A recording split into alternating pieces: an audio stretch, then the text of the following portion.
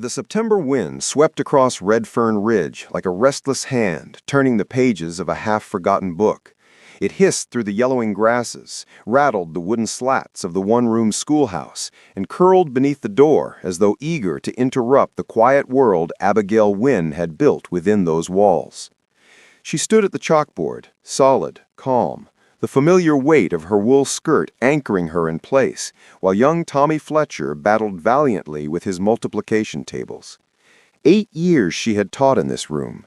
8 years she had walked its floorboards with the steady dignity of a woman who had long accepted that life had chosen her path for her. Or so she believed. Her students, scattered across mismatched desks, worked with their usual concentration. Sarah Mitchell, the clever 12-year-old whose handwriting put grown men to shame, was already finished and quietly assisting Tommy. Abigail watched them with a faint smile, her hazel eyes, soft, deep, and often more expressive than she preferred, warming with pride. To this frontier town she was no beauty, no bride, no promised wife. She was simply Miss Wynne, the dependable schoolmarm with the curvy frame, the gentle voice, and the patience of a saint. A woman the town trusted, but rarely truly saw. Outside, the wind rose, lifting dust, rattling windows, just as the sound of boots approached the steps. Spurs chimed, heavy steps followed, and Abigail felt the air inside the schoolhouse shift. Parents sometimes came early, but not like this, not with steps that seemed to belong to a man who carved his presence into the earth itself. The door creaked open, and a shadow filled the threshold. The children went silent, their small faces turning toward the figure blocking the afternoon light. Abigail's hand froze mid-gesture, chalk poised in the air as her breath caught, unexpectedly. Boaz Cutter. She had seen him before, at church, at the mercantile, at branding season when half the town gathered to help. But from a distance, he was simply a legend. Up close, he was a fact of nature. 6'6", shoulders broad enough to shame the doorway, dark hair streaked with premature silver, and eyes the warm brown of fresh-tilled soil, deep, steady, unreadable. His cowboy hat was in his hands, not on his head, and somehow that small courtesy made his towering form even more arresting. "Miss Wynne," he rumbled, his voice like far-off thunder rolling across the prairie. Every child sat straighter. Abigail, aware her heart beat in a way she had not been in years, lifted her chin. "Mr. Cutter, how may I help you?" "I need a word." Just that. No wasted syllables, no explanation, only a calm certainty that made something inside her tremble, though she stood as poised as ever. "Children," she said gently, "continue with your work. I will be just outside." She stepped onto the porch, closing the door behind them. The sun bathed them both in gold. He stood with his back to the open prairie, its expanse stretching out behind him like a painted backdrop. Yet even that vastness felt smaller than the man before her. "Miss Wynne," he began, then paused, a man unaccustomed to delicate words choosing them one by one. "You might find what I'm about to say unusual." Abigail folded her hands at her waist. "Go on." He met her gaze with a steadiness that made her breath hitch.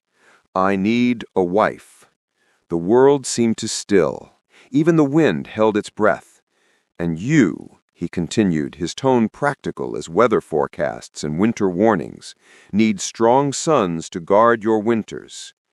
It was not flirtation, not courtship, not even kindness dressed in hopeful promises. It was honesty. Raw, startling, and impossible to misunderstand. Abigail stared at him, a flush rising beneath her warm-ground skin. "Mr. Cutter, He lifted a hand, not to silence her, but to offer space.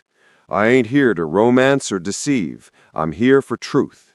Winter's comin' hard. My ranch needs a woman's hand, and you," his gaze softened, surprisingly gentle, "shouldn't face another winter alone." Her heart lurched in a way she couldn't name. Years of solitude had pressed her into quiet acceptance, of spinsterhood, of whispered pity, of the shrinking chances that any man would look at her and see more than her curves, her age, or her practicality. She had buried the dreams of being chosen long, long ago. Yet here stood Boaz Cutter, largest man in 3 counties, offering her, plainly, without shame, marriage. "Mr. Cutter," she managed, "we scarcely know one another." "You know enough," he replied, voice low. "I'm a man of work, not lies. I'll provide, I'll protect, and I'll treat you with the respect due a wife. That's more than many women get in these parts." His honesty pressed against her ribs like something she had forgotten she could feel. Possibility. "You do deserve more than loneliness, Miss Wynne," he added softly. Her breath trembled. The door behind them muffled the children's voices, the simple arithmetic of their world seeming to contrast sharply with the dangerous equation he had just handed her. Loneliness plus winter equals risk. Marriage plus Boaz Cutter equals unknown. "May I think on it?" she whispered. He nodded once. "Don't take too long. Winter waits for no one." He touched the brim of his hat, then strode to his horse, mounting with grace, surprising for a man of his size. She watched until he disappeared into the horizon. Only then did she exhale, slow, uneven. Inside the schoolhouse, everything looked the same. Chalk, slates, sunlight on desks, but Abigail Wynne felt irrevocably altered, because for the first time in nearly a decade, someone had looked at her and seen a future. That evening, long after the children had gone home with their lunch pails and skinned knees, Abigail Wynne sat at her small kitchen table, staring at the folded paper Boaz Cutter had placed in her hands.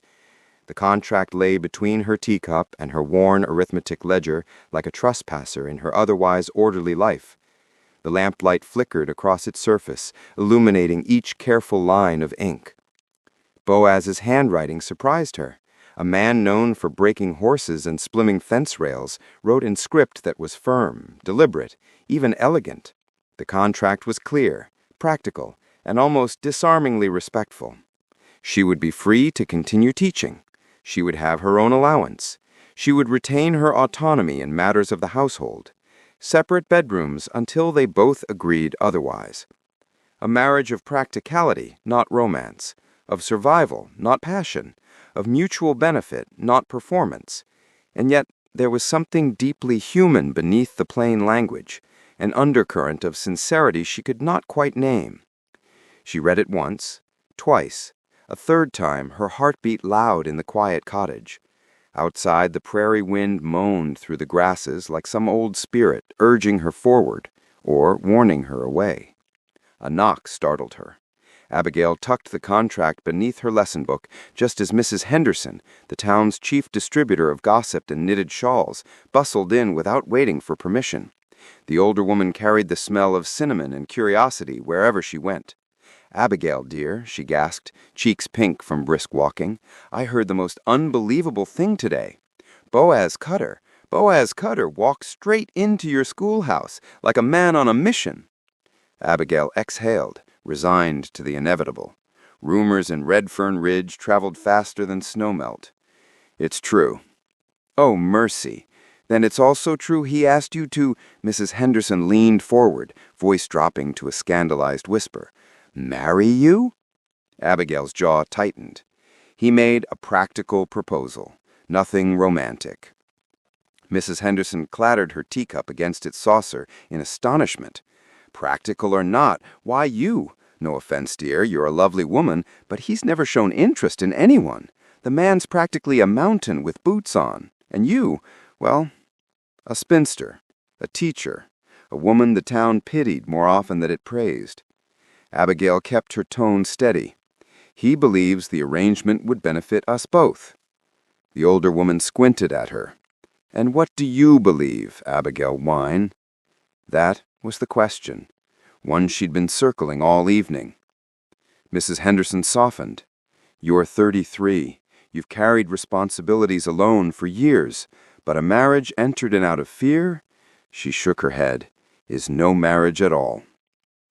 After the older woman finally left, off to spread half-formed conclusions to the night air, Abigail reopened the contract. Her mother's wedding ring, tucked away in a small jewelry box for 8 long years, flashed across her memory. Once she had believed love was a gentle hand-carved thing, something tender and glowing and filled with music. That dream had shattered quietly in Ohio, when Henry Morrison, polite, ambitious, and utterly spineless, had allowed his father to dissolve their engagement because she had neither dowry nor social usefulness. The humiliation of that day had never left her.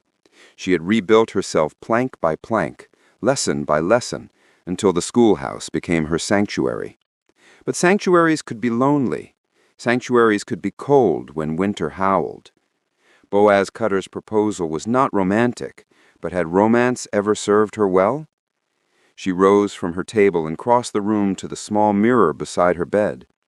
The woman reflected back was not the timid 25-year-old who had fled Ohio with a broken heart.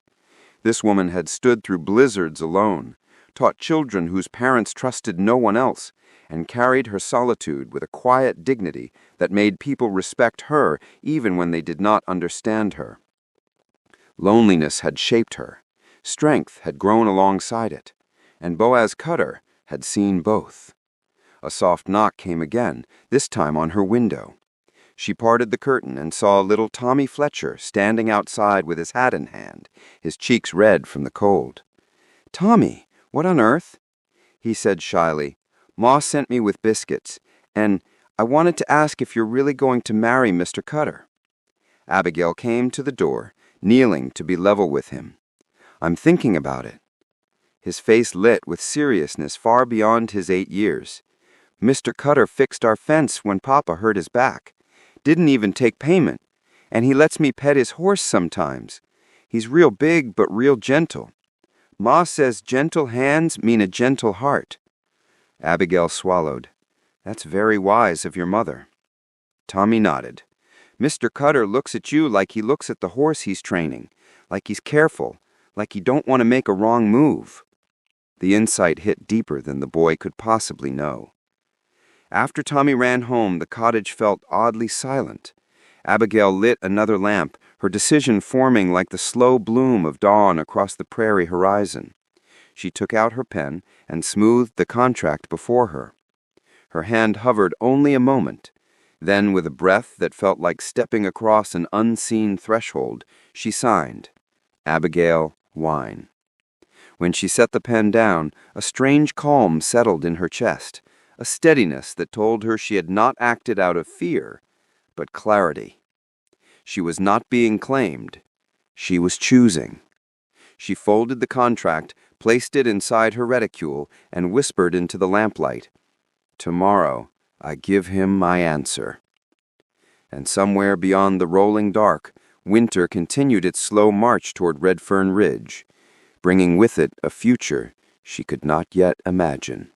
The morning Abigail Wine set out for Cutter Ranch, the sky stretched clear and sharp above her, the kind of blue that made the Wyoming plains seem endless. She carried only her teaching slate, her reticule, and the folded marriage contract she had signed by lamplight. With each step along the dirt path, her boots pressed certainty into the earth. The prairie wind trailed her like a companion, tugging at her skirt, whispering secrets from distant hills. The Cutter Ranch rose into view, a sprawling log house anchored between 2 long slopes, framed by outbuildings arranged with precision and purpose. It looked like a place built to withstand anything, storms, winters, even loneliness. Boaz Cutter was at the corral, repairing a bridle. He turned at the sound of her footsteps, and when he saw her, something unreadable flickered in his gaze. Hope? Relief? A restrained anticipation? "Miss Wine," he greeted, straightening to his full height. "You're early." I thought it best to speak before class. Abigail drew the contract from her reticule.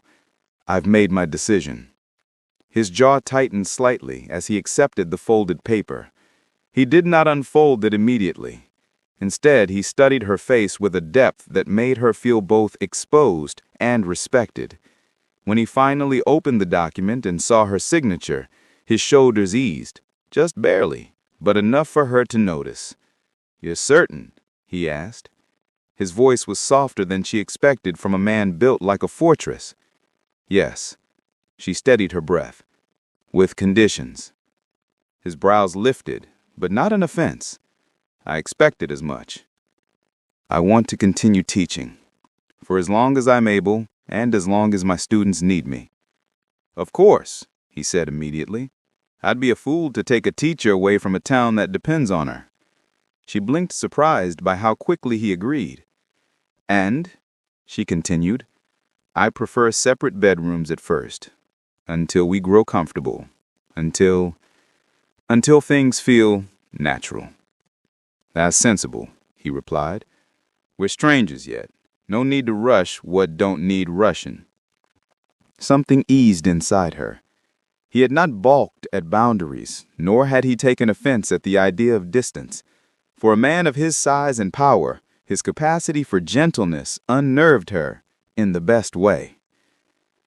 There's one more matter, she added, fingers tightening slightly around the edge of her slate. I need your word, Boaz, that you won't try to change me into someone else's version of a wife. I can only be who I am. He held her gaze for a long moment. Then he spoke her name, her given name, for the first time. Abigail. The sound of it in his deep voice made something warm bloom low in her chest.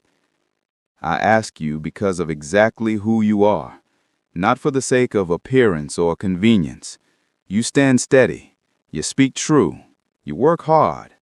I don't want another woman, I want you. She had prepared herself for acceptance, for practicality, for mutual agreement. She had not prepared herself for this earnestness, this unexpected sincerity that felt like the first breath after being underwater too long. 2 weeks. He went on, will that give you time to arrange matters with the school board? Yes, she whispered. He nodded, relieved. Good.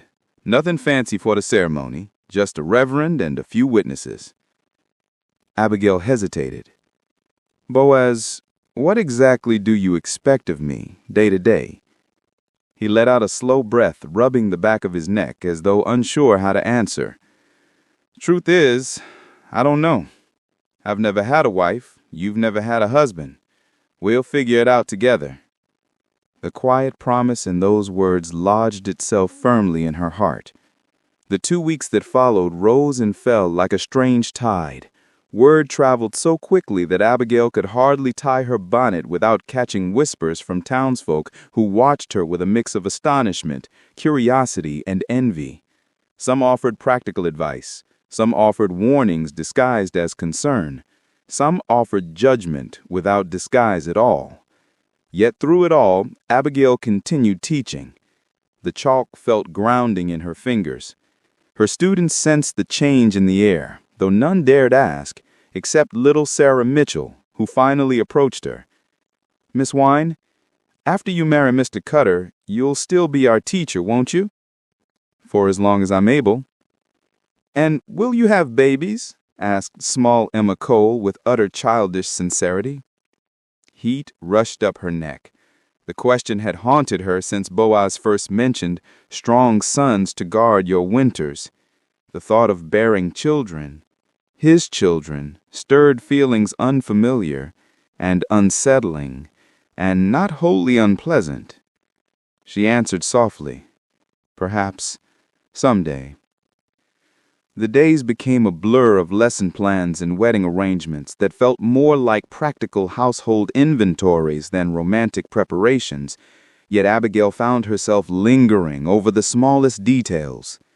The dress she chose, the ribbon she braided into her hair, the wildflowers Boaz had started leaving near her porch. Each gesture became a stitch pulling her into a future she had once believed lost to her. The night before the wedding, she sat alone in her cottage, her teaching slate propped against the lamp.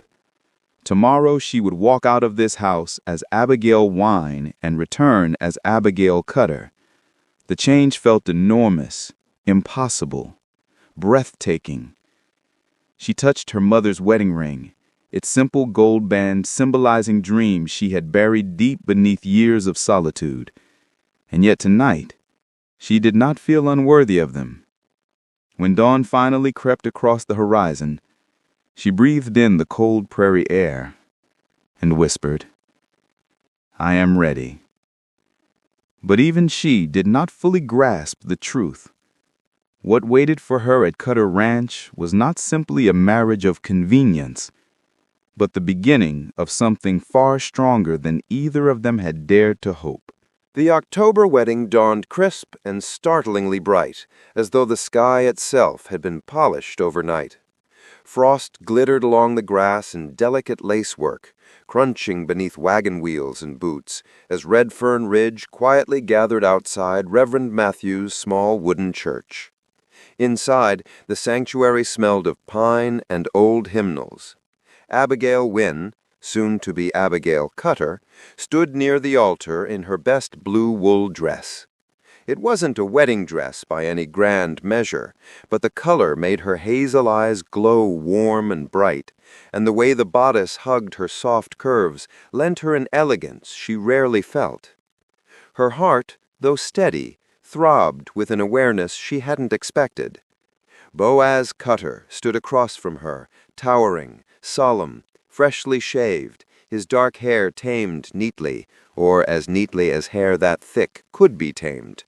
The man looked like a mountain trying its best to behave indoors. When he lifted his gaze to hers, a strange heat crept up her spine. Not desire exactly, but the unmistakable awareness of being noticed. Fully, deliberately, respectfully noticed. The ceremony unfolded with little fanfare.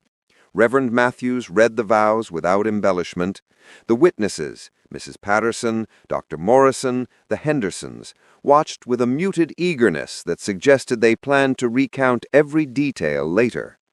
There were no whispered declarations of love, no sweeping promises, only this. "I promise to care for you," Boaz said, voice low and steady. "And I for you," Abigail answered, her voice softer but unwavering.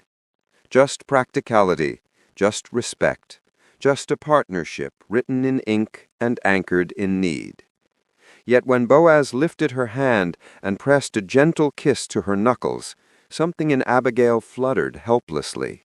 For years she had been invisible in this town, fading into the reliable silhouette of a schoolteacher. But here, on this day, Boaz's touch told a story the vows had not. You matter. You are seen. You are chosen. The wagon ride to Cutter Ranch was quiet, but not uncomfortable. Abigail sat with her gloved hands clasped in her lap, the bouquet of wildflowers Boaz had gathered resting across her skirts. He'd picked them himself, purple asters, golden black-eyed Susans, stems tied together with careful knots. It was such a small gesture, but one that felt unexpectedly intimate. "Nervous?" he asked as they approached the ranch house. "Yes," she admitted. "You?" "Yes," he replied simply. The truth of it made her smile. When they stepped down from the wagon, Abigail saw immediately that Boaz had prepared the house with quiet, meticulous effort. The porch had been swept, fresh curtains hung in the windows, and fires crackled warmly inside.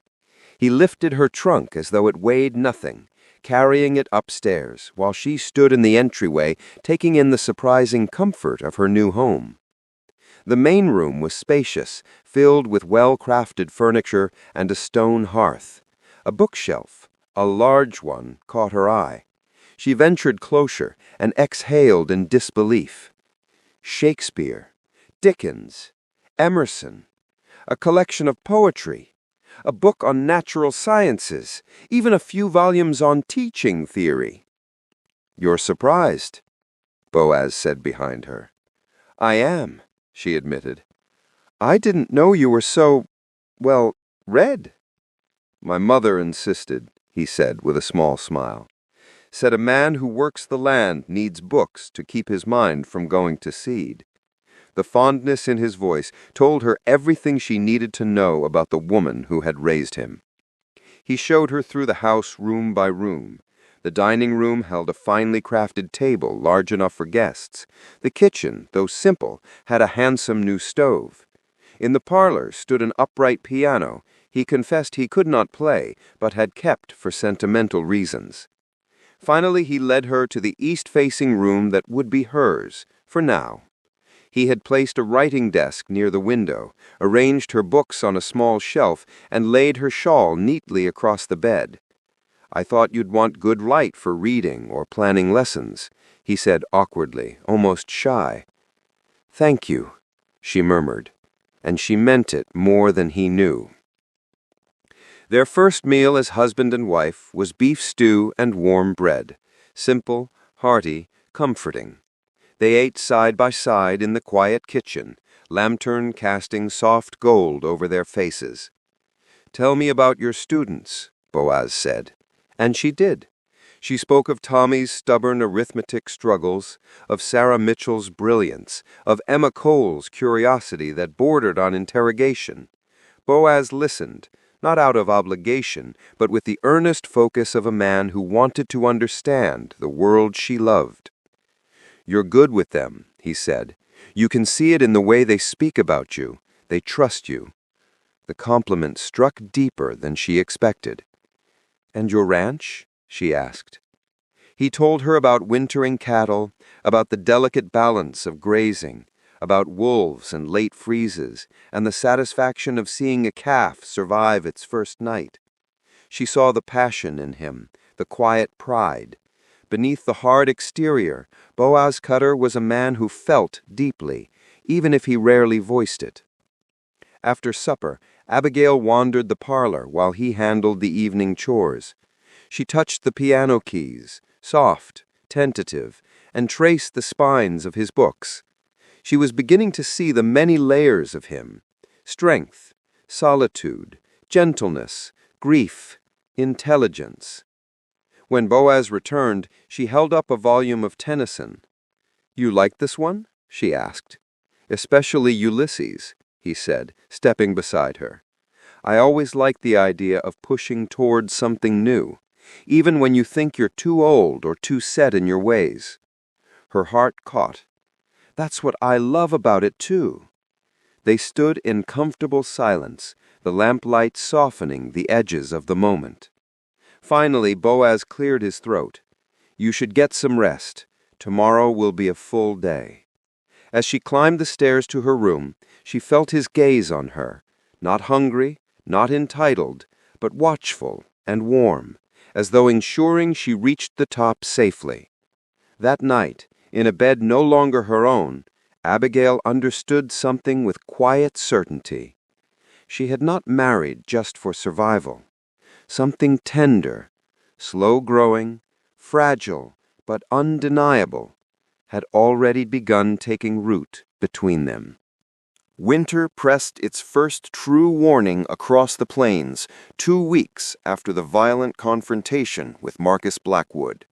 The sky hung heavy and pale, the wind cold enough to sting even through thick wool. But inside the Cutter ranch house, warmth reigned. Heat from the hearth, from simmering stew, from a sense of safety newly earned. Abigail Cutter moved quietly through the kitchen, checking on the pot on the stove while glancing toward the window. Boaz had insisted she rest after the ordeal, but keeping her hands busy helped her forget the gunshot echoes that still haunted the edge of her thoughts. She stirred the stew and breathed deep. A home filled with good smells was a comfort she'd long forgotten. From the yard came the steady crunch of boots. Boaz returned from stabling the horses, stamping the cold from his feet as he entered. Snow dusted his shoulders and hair, his breath visible in brief puffs before the warm air swallowed it. "You should be resting," he said, brushing off his hat. Abigail folded her arms, arching a brow. "I've been sitting all morning. The stew needed attending." Boaz's lips twitched. the closest thing he had to a smile. "Stubborn woman." "Stubborn man," she countered. He stepped closer, and she could see the healing bruise still lingering along his jaw. She reached up without thinking, fingertips feathering over the mark.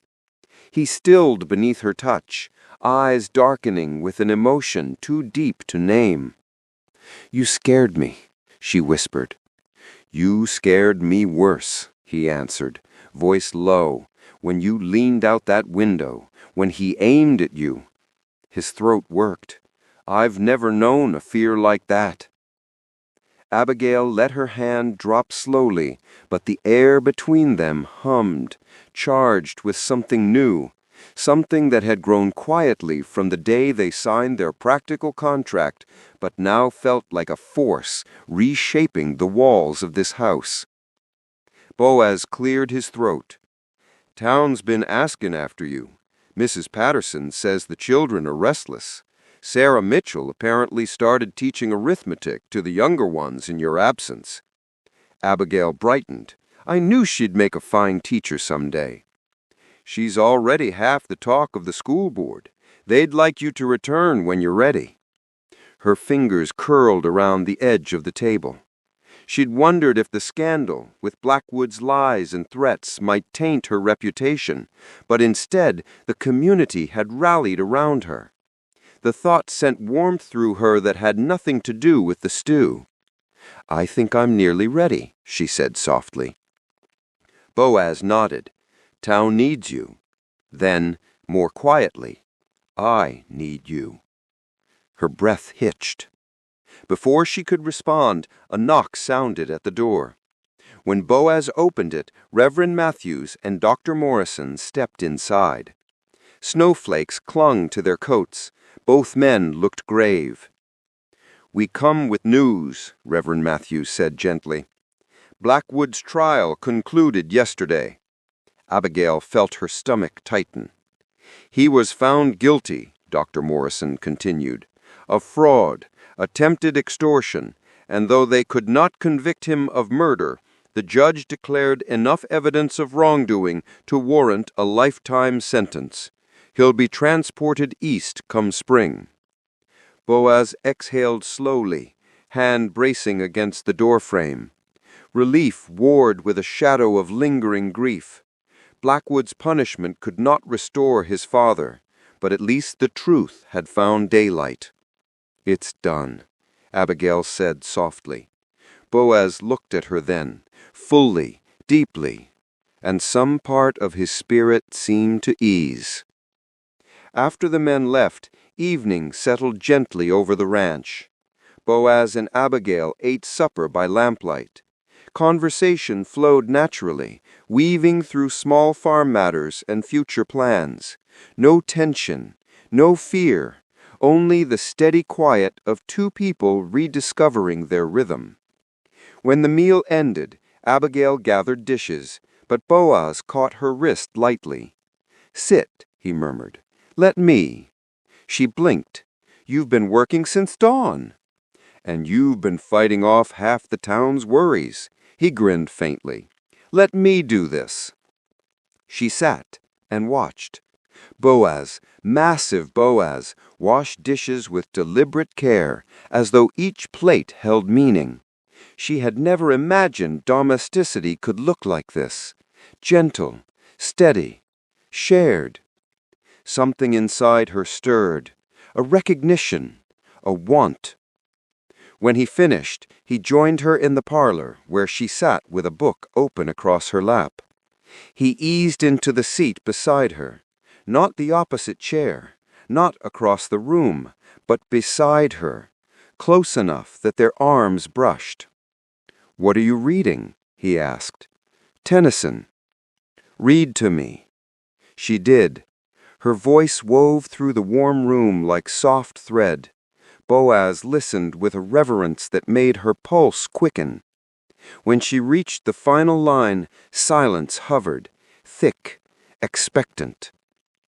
Boaz reached for her hand, not in obligation, not in thankfulness, but in something far more fragile and significant.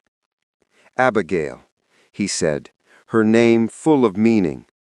What we started, this marriage, it began with need, but it doesn't feel like just need anymore.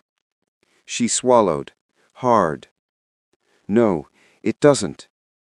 His thumb brushed her knuckles, calloused and warm. I want to build something real with you, not just a partnership, not just a roof over our heads, something more. Her heart trembled in her chest. Abigail, she murmured, I want that too. The admission fell between them like the first snowfall, soft, transforming, full of promise. He leaned slightly closer, not asking, not demanding, simply offering. Abigail met him halfway. Their first kiss was gentle, careful, a promise rather than a claim, the kind of kiss that grows slowly but lasts a lifetime. When they pulled apart, the fire crackled, the wind sang against the walls, and Abigail rested her head on his shoulder.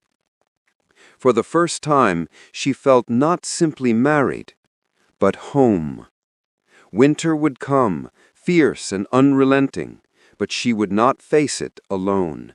She had a husband who respected her, a town that valued her, and a future unfolding like the vast prairie beyond their windows, wild, breathtaking, and strong, just like the love now taking root between them.